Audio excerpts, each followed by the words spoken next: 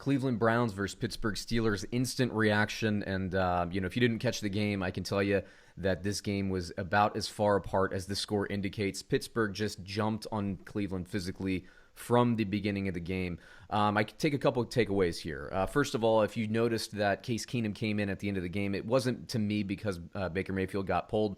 It's because he was getting pummeled, and the game was already out of hand. Baker had to drop back right at the end of the first half. He took a really nasty hit. So it really just didn't make any sense for Cleveland to leave him in the game at that point when they took him out. I think if it was a close game, even with his relatively pedestrian stat line, 10 of 18, 119 yards, 1 touchdown, 2 interceptions. Those interceptions came a little bit earlier, I believe, in the first half. They weren't the best interceptions in the world. In fact, I would say at least one of them was pretty awful. But, this is Pittsburgh. Pittsburgh's defense finally showed up. They finally answered the bell. And something about Cleveland here is Cleveland's a very good team. I've watched them 3 weeks in a row on my primary television. They've just had some nice matchups. I wanted to see them against Dallas. I wanted to see them against Indianapolis, and I wanted to see them how they fared against Pittsburgh and vice versa. But Pittsburgh can stop the run, and Pittsburgh can score points quickly.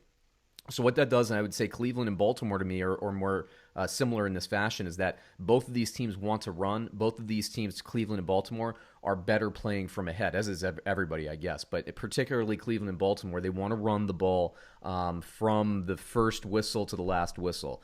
Pittsburgh took them off of that path, and once they did so, it basically became Odell Beckham against double coverage, Baker Mayfield against the blitz, and that is not how Cleveland's going to win games. Now, the good news, if you're a Cleveland fan, is not every defense is going to be able to do what Pittsburgh did to them. Baltimore is going to give Cleveland matchup problems. Pittsburgh will give Cleveland matchup problems as well. These teams that can put up points and stop the run.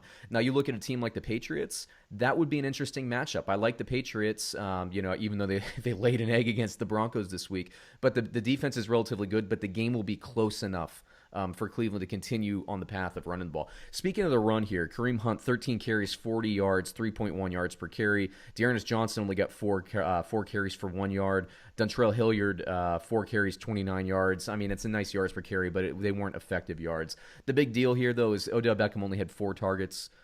They were down, they had to pass, and Odell Beckham only got 4 targets. So what does that tell you? It tells you Pittsburgh was doing a very good job covering Odell Beckham, and that's a hard thing to do. Again, what Odell Beckham's been doing this year is he's been feasting on play action matchups. He's been feasting on these one-on-one bootlegs, Baker Mayfield bootlegs, off of the play action, hits Odell Beckham or at least targets him far downfield. Pittsburgh just took that away, and that is what it is, man. Now Cleveland plays Kansas City. It might not be that same thing, although I would say Kansas City would probably be able to outscore them. Pittsburgh, to me, is unique. Pittsburgh, to me, is the class of the AFC North. Speaking of Pittsburgh, let me switch it over to their stats here.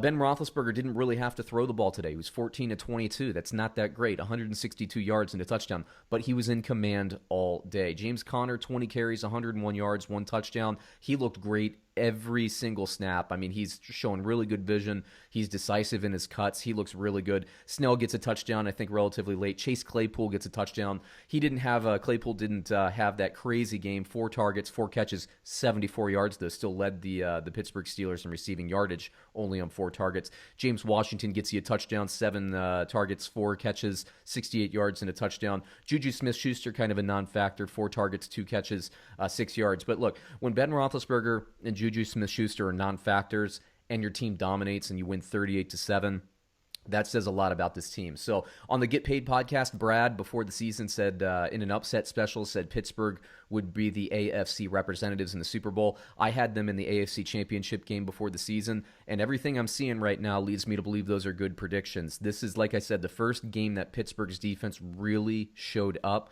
They have untapped potential. Their offense could even play better if they need to, and their defense, I think, could also play better. Cleveland, the sky's not falling. I'm not selling. I think Cleveland will be in the playoffs. They run the ball way too well, way too effectively. And like I said, not every defense is going to be able to do what Pittsburgh's defense did. And it's a combination. Not only can Pittsburgh, keep Cleveland from running the ball, but they can also score enough points to make that differential so much in the second half that you can't really run the ball in the second half. So it is what it is. I'm not super surprised. I never thought Cleveland was as good as Pittsburgh. In a different day, maybe the game would be closer. I thought this would be a 4-point Pittsburgh Steelers win. I was only, about 27 points off of that prediction, but I did pick Pittsburgh to cover the spread. Cleveland, they'll lick their wounds. They'll be just fine. Two tough matchups for Cleveland in the division, but outside the division, they should feast this year. So I like them. I like some of these matchups that we're going to be seeing, and check us out. We're going to be doing a couple more reactions this week. Pittsburgh fans, tell me what you thought. Cleveland fans, tell me what you thought. I don't really see what you would say as a Cleveland fan. In fact, I talked to a couple of friends that are Cleveland fans today, and, sometimes you just take a butt whooping. The next game that they play each other could be a different story, but I tend to think Pittsburgh and the way that they play defense, like I said, it's just this season is going to give Cleveland a little bit of issues, but, we'll see, man. Cleveland was on the road. Maybe things will be different when Cleveland's at home, and we'll get a chance to see that later in the season. Everybody, please like, comment, subscribe. We'll check you out on another video soon.